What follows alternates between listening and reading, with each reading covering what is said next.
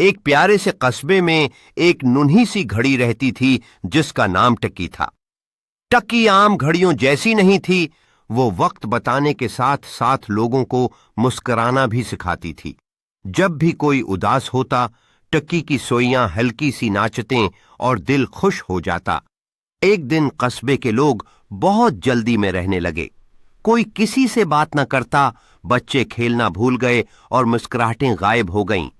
टक्की ने यह सब देखा तो परेशान हो गई।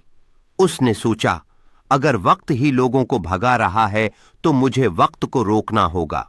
अचानक टक्की ने अपनी सोइयां जोर से घुमाईं और पूरे कस्बे में वक्त चंद लम्हों के लिए रख गया। लोग हैरान रह गए।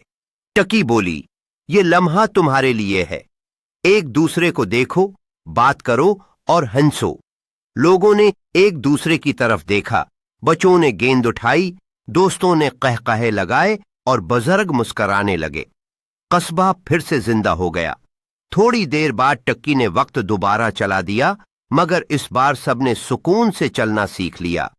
शाम को टक्की की सोइयां सुनहरी हो गईं और वो खुशी से टुक टुक करने लगी।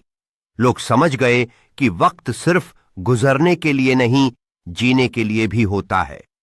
आज दिन के बाद कस्बे में हर कोई वक्त की कदर करता और मुस्कुराहट को कभी नहीं भूलता।